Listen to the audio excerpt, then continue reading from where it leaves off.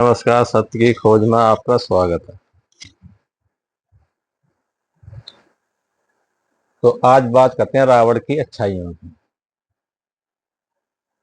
बुराइयां तो सभी जानते हैं रावण में कितनी हैं, और आज अच्छाइयों की बात करते हैं। रावण जो भी बुरे कर्म कर रहा था वो स्वयं नहीं कर रहा था, अपनी माँ की आज्ञा का पालन कर रहा था।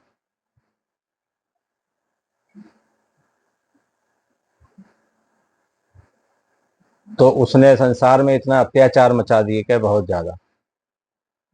तो सूपन खा का तो हर कोई जानता। सूपन खा वैसे उसका असली नाम था रूपलखा। उस जमाने में जैसे हम आज के जमाने में विश्व सुंदरी बोलते हैं, ऐसे ही सबसे अधिक सुंदर थी सुपनखा। तो वो एक राजा से प्यार करती थी। जब उस राजा ने शादी का प्रस्ताव रखा था तो रावण की माता केकसी ने मना कर दिया था। तो रावण ने कहा जब सुपनखा भी उसको पसंद करती है और वो भी सुपनखा को पसंद करता है तो शादी करने में हर्ज क्या है। तो केकसी ने कहा ये हमारे संस्कार को अपनाएगा तो हम शादी करेंगे, और अगर नहीं अपनाएगा तो हम शादी नहीं करेंगे। तो रावण ने कहा ये तो कोई बात नहीं हुई। अरे वो हमारे संस्कार अपनाए ना अपनाए, उसको हमारे संस्कार बुरे लगते हो, उसके अच्छे संस्कार हैं तो किस लिए अपनाएगा। ये तो कोई बात नहीं हुई। मगर माँ की आज्ञा को रावण टाल नहीं सकता था, तो उसने शादी से इनकार कर दिया। तो शूर्पणखा ने लंका छोड़ के उसके राज्य में चली गई और उसने उस राजा से शादी कर ली। उसका नाम था विद्युत।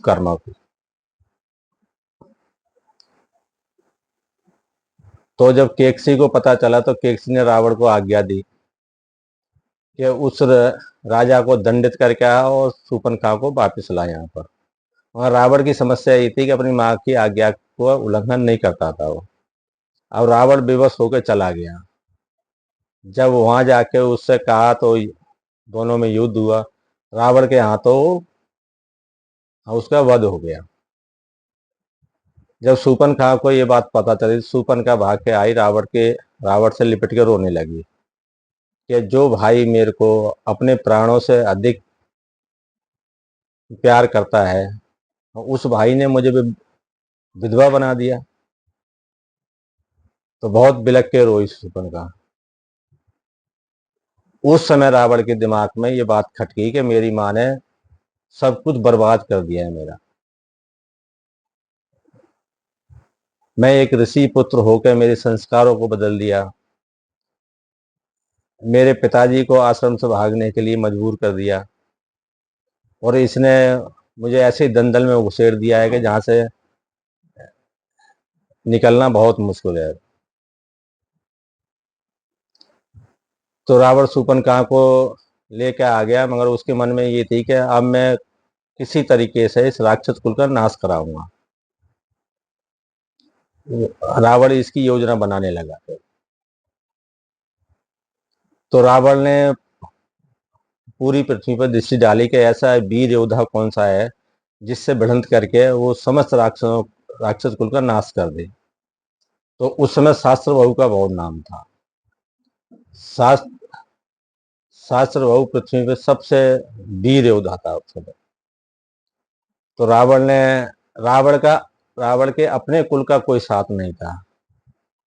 उसका जो उसके आसपास रहने वाले, साथ में रहने वाले सब नंसार वाले थे। कोई मामा था, मामा का लड़का था, कोई फूफा था, कोई ये था, कोई वो था, सब यही परिवार था उसका। हाँ, उसके अपने परिवार का कोई नहीं था। भीमीशन, कुंभकर्ण, शूर्पणखा है, इन्हें छोड़ के और कोई नहीं था। तो उसने सेना को तैयार किया, सारे राक्षसों को इकट्ठा करके शास्त्र बहू का आक्रमण कर दिया। आक्रमण किया तो वहां पर युद्ध हुआ, तो शास्त्र बहू ने रावण को बंदी बना लिया। रावण को बंदी बना लिया था तो ये मामा, फूफी, ये सब वहां से भाग के चले आए और लंका में आके आके छुप गए।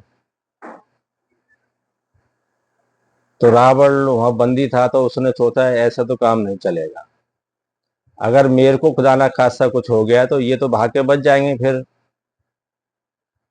और मुझे राक्षस कुल का नाश कराना है पूरा। तो जब ये बात परशुराम जी को पता चली तो परशुराम जी ने रावण को सहस्त्र बहु के बंधन से मुक्त कराया। फिर रावण ने ये बात परशुराम जी के आगे रखी कि मुझे कोई ऐसा रास्ता बताओ जिससे समूह समूह राक्षस कुल का नाश हो जाए।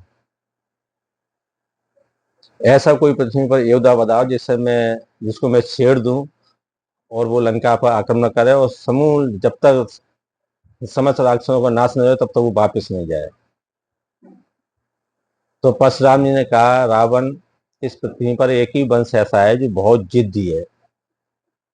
अगर उसने एक बार प्रतिज्ञा या जिद कर ली तो वो अपनी जिद को पूरा करके ही मानता है, चाहे उसके वंश में कितने लोग जन्म ले लेके उसी चीज का प्रयास करते रहते हैं।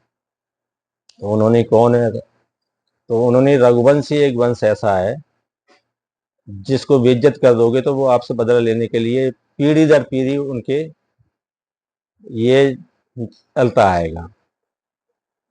तो उन्होंने कहा ठीक है, कि आप जाकर अयोध्या पर आक्रमण करो और उनको अपमानित कर दो, फिर देखते हैं आगे क्या होता है। तो रावण ने अयोध्या पर आक्रमण किया और राजा दशरथ को, हाँ, युद्ध में पराजित किया। उनका रथ हो तो कब्ज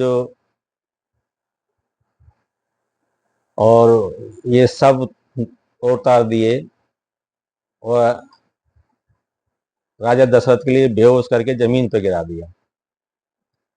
तो उस समय केकई सारथ्य कर रहे थे।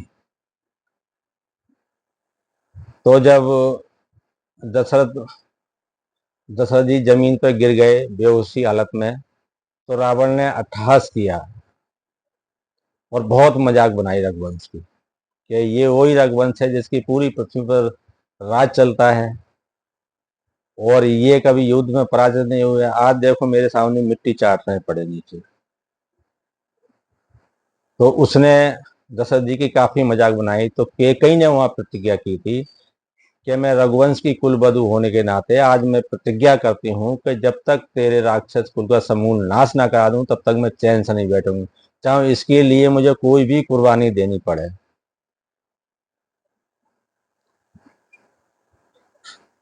तो केकई के बारे में बहुत लोग बोलते हैं, केकई की प्रतिज्ञा ही पूरी करने के लिए उसने राम को वनवास दिया था। और विश्वामित्र जी अपनी इच्छा से नहीं आए,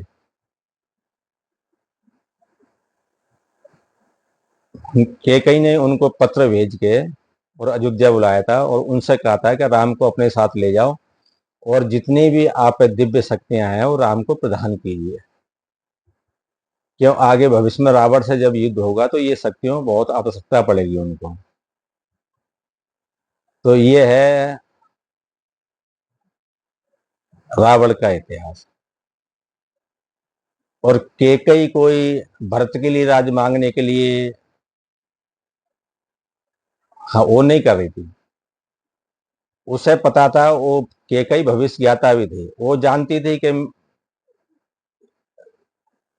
राम के लिए वनवास देने के लिए बहुत कुछ मुझे भुगतना पड़ेगा, मगर उसने अपनी प्रतिज्ञा पूरी करने के लिए राम को वनवास मांगा था। तो ये है कहानी रावण की। नमस्कार।